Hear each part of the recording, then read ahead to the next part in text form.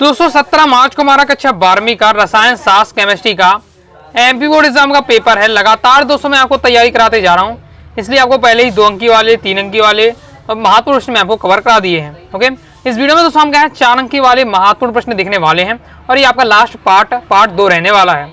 Okay, वैसे part 1 में मैंने आपको 4 नंबर वाले एकदम सभी सिलेक्टेड बता दिए थे, जब लेकिन मैंने देखा कि अभी 5-6 क्वेश्चन होगी और आपके रह गए हैं बताने के लिए, तो इस पार्ट में मैं आपको कवर कर दूंगा। ओके, तो कंप्लीट आपके यहाँ 4 अंकी वाले प्रश्न भी हो जाएंगे। साथ ही वस्तुनिष्ठ तो बताते ही जाना, तो वो आप तैयार करते जाइएगा। क्रम से वीडियो देखना चाहते हैं 12th केमिस्ट्री टॉपर सीरीज 2025 के नाम से प्लेलिस्ट है, प्लेलिस्ट पे आकर क्रम से वीडियो देखते जाइएगा। साथ ही आपको पता अभिक्रिया सेक्शन आता है, उससे भी आपका क्वेश्चन आता है 4 नंबर का। ओके, और 2 नंबर का क्वेश्चन बन जाता है, ऑब्जेक्टिव अभिक्रिया से बन जाता है। तो अभिक्रिया मैंने हम लोग अलग कर दी है। ओके, तो अभिक्रिया को मैं अलग ही वीडियो आती जा रही है, तो उन्हें भी आपको अभिक्रिया वाली वीडियो देखकर अभिक्रिया सभी आपको तैयार कर लेना है। दोस्तों आपका अध्याय 6 है हेलो एल्केन तथा हेलो एरीन।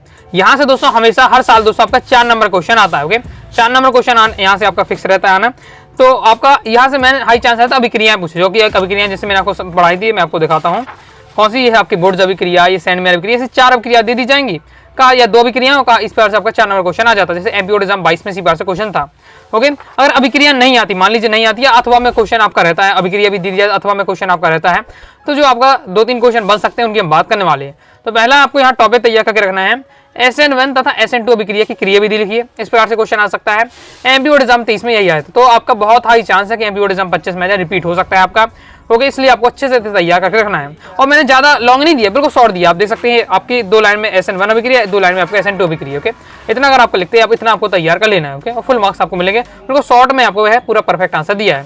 यह क्वेश्चन इस प्रकार से भी देखिए घुमा करा सकता है आपका। एमपी बोर्ड एग्जाम 19 में इस प्रकार आया था कि एल्किल हैलाइड में नाभिक स्नेही प्रतिस्थापन अभिक्रिया कैसे होती है, इसकी क्या क्रिया विधि लिखिए। ओके, तो SN1 SN2 अभिक्रिया देख लेते हैं। तो एल्किल हैलाइड के हैलोजन परमाणु का अन्य नाभिक स्नेही से प्रतिस्थापन हमारा क्या नाभिक स्नेही प्रतिस्थापन अभिक्रिया कहलाता है। नाभिक स्नेही प्रतिस्थापन अभिक्रिया के बारे में बताया जा रहा है कि एल्किल हैलाइड का हैलोजन परमाणु के द्वारा अगर अन्य कोई नाभिक स्नेही प्रतिस्थापित कर देता है तो नाभिक स्नेही प्रतिस्थापन अभिक्रिया कहलाएगी। क्लियर है? अब नाभिक स्नेही आपकी जो अभिक्रिया होती है ये 2 विधियों द्वारा संपन्न होती है। पहला आपका एक अणु क्रिया विधि जिसे SN1 अभिक्रिया कहते हैं, दूसरा आपका द्विक अणु क्रिया विधि जिसे SN2 अभिक्रिया कहते हैं। ओके, तो पहले तो आपका ये आपका एग्जाम्पल दिया जा रहा है आपका नाभिक स्नेही प्रतिस्थापन का। अब इसके बाद दोस्तों आपका SN1 अभिक्रिया क्या है, इसमें अभिक्रिया में 2 पदों में होती है। ओके, ये जो SN1 अभिक्रिया होती है, ओके, वो होती है 2 पदों में, जबकि SN2 अभिक्रिया होती है वो 1 पद में क्या संपन्न होती है। क्लियर है? SN1 अभिक्रिया में प्रथम चरण में बिस्मांगी विचलन मंद पद कार्बोकैटायन देता है और दूसरे चरण में नाभिक स्नेही OH आयन तीव्र पद द्वारा कार्बोकैटायन से सहयोग करता है। क्या हमने पढ़ा? SN1 अभिक्रिया होती है 2 पदों में होती है। पहली पद में क्या होता है, बिस्मांगी विचलन से कार्बोकैटायन बनता है, जैसे कि आप देख सकते हैं यहाँ से आपका है कार्बोकैटायन बन जाता है। पर दूसरे चरण में नाभिक स्नेही क्या होता है, जो कार्बोकैटायन बना है उसी से क्या सहयोग करता है OH। ओके, OH से नेगेटिव का सहयोग कर जाता है, तो ये आपकी तीव्र पद होता है। ओके, अब 2 पद होते हैं, तो पहला वाला पद मंद वाला होता है, दूसरा वाला तीव्र होता है। इस बार से आपको बताया जा रहा है। ओके, एकदम शॉर्ट आउट के लिए बहुत ज्यादा शॉर्ट में आपका परफेक्ट दिया हुआ है, इतना ही आपको पेपर में लिखना है। ओके, और आपको आसानी से तैयार भी हो जाएगा। आपका SN2 अभिक्रिया है, जो आपकी SN2 अभिक्रिया है ये केवल 1 पद में संपन्न होती है। नाभिक स्नेही हैलाइड की विपरीत दिशा में आक्रमण कर अस्थायी संकुल बना देता है, जिससे हैलाइड का पृथक हो जाता है, और ये आपका रहने वाला है। तो आपका अभिक्रिया जैसा है जैसे आप अभिक्रिया पढ़ते हैं।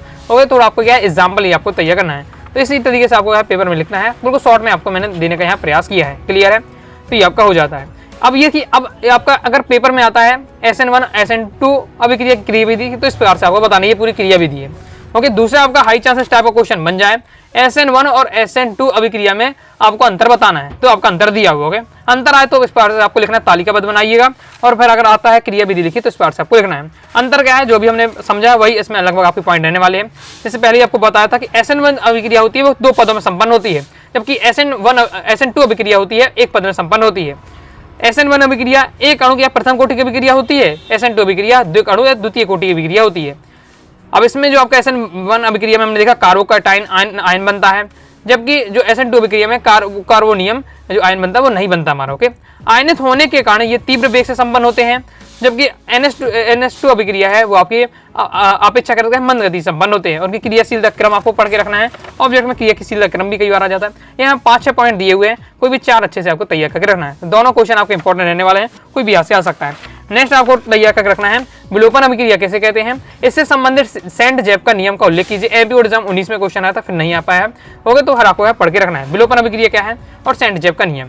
पहले आपका विलोपन अभिक्रिया के बारे में बताया जा रहा है। जब किसी एक अणु से दो परमाणु या समूह निष्कासित हो जाते हैं तो यह अभिक्रिया विलोपित हो जाती है। विलोपन यानी गायब हो जाना। ओके, तो जब किसी एक अणु से इसे दो परमाणु समूह क्या निष्कासित हो जा रहे हैं तो गायब हो जा रहे हैं तो आपका विलोपन अभिक्रिया है। और उदाहरण के लिए आपका ये दिया हुआ है। ओके, तो ये तैयार कर लेना। फिर इससे संबंधित आपको जो सेंट जेप का नियम है उसको आपको समझाना। तो ये आपका सेंट जेप का नियम दिया हुआ है, उदाहरण के साथ इसे भी आपको तैयार कर लेना है।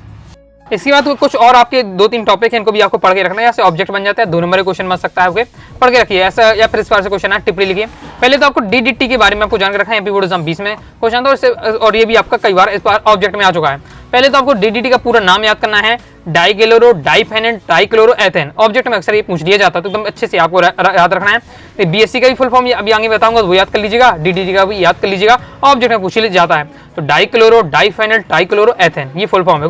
और यह है क्लोरोबेंजीन के क्लोरीन के सांद्र H2SO4 की उपस्थिति में संघनित करके बनाया जाता है। इसकी बनाने की विधि है। तो एडीडी कैसे बनता है, क्लोरोबेंजीन का क्लोरर के साथ हम सांद्र H2SO4 की उपस्थिति में संघनित कराते हैं तो हमारा क्या है डीडीटी प्राप्त होता है। ये आपका दिया हुआ है। ओके, किस प्रकार तरीके से बनता है ये डीडीटी है। और यह किस प्रकार से होता है, रंगहीन क्रिस्टल ये पदार्थ होता है और यह पानी में क्या आबिले होता है, किंतु अनेक कार्बनिक विलायक में क्या विलय हो जाता है। यह एक प्रबल कीटनाशक का है, परंतु गर्म रक्त वाले जंतुओं के लिए क्या कम विषैला होता है। उपयोग भी आ सकता है, इसका क्या उपयोग किया जाता है, कीटनाशक एक प्रबल कीटनाशक होता है। तो ये आपको पॉइंट रखना है। ओके, बस 2-3 लाइन में उसके बारे में जरूर आपको याद रखना है। टिप्पणी आपकी आ जाती है, 2 बार पूछ लिया जाता है। तो बीएचसी के बारे में तो आपको पढ़ के रखना है। बीएचसी क्या है, बीएचसी का पूरा नाम होता है benzene hexa chloride. Benzene hexa chloride कैसे बनता है, यह सूर्य के प्रकाश में बेंजीन में क्लोरीन के आधिक की क्रिया से बनता है। यानी बेंजीन की आपको क्या है क्लोरीन से क्रिया करानी है और क्लोरीन के ऐसा थोड़े आधिक यहाँ देख सकते हैं, इसलिए 3 अणु लिए दिख रहा है, 3 अणु लिए गए। तो बेंजीन की क्लोरीन से अगर अधिक क्लोरीन को थोड़ा अधिक मात्रा में आपको लेकर क्रिया कराते हैं, सूर्य के प्रकाश की उपस्थिति रहनी चाहिए तो हमारा क्या प्राप्त हो जाता है, बेंजीन हेक्सा क्लोराइड हमारा प्राप्त हो जाता है। देखिए C6H6Cl6 बिल्कुल सिंपल भी हो गए। तो 6 कार्बन है, 6 हाइड्रोजन तो है ही है, साथ ही आपके 6 अणु मिल जाते हैं आपके किसके 3 दूनी 6 हो जाए 6 क्लोरीन के, तो आपका Cl6 हो जाता है। तो इसके बाद नेक्स्ट देख लेते हैं, ये आपको पढ़ लीजिएगा। फ्रियोन के बारे में आपको पढ़ के रखना है। फ्रियोन क्या होता है, देखिए फ्रियोन मेथेन और एथेन के क्लोरोफ्लोरो व्युत्पन्न को हम क्या फ्रियोन कहते हैं। जैसे आपका ये सब इसके बहुत फ्रियोन इसका एक मेन फार्मूला नहीं होती, इसके सब कई सारे फार्मूले। ओके, ये रंगहीन आपका आज्वलनशील होता है, निम्न क्वथनांक वाले द्रव होते हैं, 550 डिग्री सेल्सियस तक ये स्थायी होते हैं। और यही आपके क्या होते हैं एक महत्वपूर्ण फ्रियोन। आपका सबसे महत्वपूर्ण फ्रियोन ये है। अगर फ्रियोन का फार्मूला पूछा जाता तो आपको ये वाला आपको बताना। ओके, जो समान रूप से फ्रियोन 12 के नाम से जाना जाता है। और यह प्राप्त कैसे होता है, तो एंटीमनी ट्राइफ्लोराइडो और कार्बन टेट्राक्लोराइड को SbCl5 की उपस्थिति में गर्म करने से यह बनता है। अब इसका उपयोग किसमें किया जाता है, तो ये क्या है ठंडे, जैसे आपका ये फ्रिज होता है, इसमें क्या है फ्रियोन गैस का उपयोग किया जाता है। प्रशीतक यानी एसी वगैरह में एयर कंडीशनर भी इसका प्रयोग किया जाता है, तो वो आपका रहता है। ओके, एक बार इसे पढ़ लेना, तो आपका फ्रियोन के बारे में दिया हुआ है। कुछ महत्वपूर्ण टॉपिक थे, यहाँ से आपका शॉर्ट में क्वेश्चन बन जाता है। ओके, इस टॉपिक को भी आपको पढ़ के एक बार रखना है। सी सिर का विधि द्वारा एस्टिक अम्ल किस प्रकार से बनाओगे, निम्न बिंदुओं के आधार पर बताइए। यानी आपको सी के सिर का विधि द्वारा एस्टिक अम्ल आपको बनाना है। ओके, जिसमें आपको विधि का वर्णन करना है, संयुक्त का चित्र बनाना है और अभिक्रिया के समीकरण। बहुत ही कम चांस है इसके, बस एक बार आपको पढ़ के रखना है। ओके, और बहुत ज़्यादा सिंपल है, इसलिए एक बार आप पढ़ेंगे तो बन जाएगा। बहुत ज़्यादा शॉर्ट में दिया, सिंपल लैंग्वेज में दिया हुआ। क्या होती विधि कि इस देखिए आप डायग्राम ये रहने वाला डायग्राम बिल्कुल सिंपल आप रहते हैं कि लकड़ी के इस पर से टैंक बनाया जाता है। ओके, पढ़ते ही आपको चीज़ें यहाँ समझ में आ जाएंगी कि लकड़ी के छीलन को क्या है पुराने सिरके में भिगोकर डेग में भर दिया जाए। पूरा लकड़ी का डेग होगा, ड्रम होगा, डेग यानी ड्रम होगा और उसमें क्या है लकड़ी के छीलन को भर दिया जाता है। एक बार पढ़ के रखेंगे तो आपको समझ में आ जाएगा। ओके, बाकी कम चांस है, पढ़ के वैसे आपको करना है। साथ ही इसमें माइकोडर्मा एस्टिक जीवाणु के अधिक मात्रा में पाए जाते हैं। ओके, या फिर इनमें क्या है ये माइकोडर्मा जीवाणु प्रविष्ट करा दिया जाता है।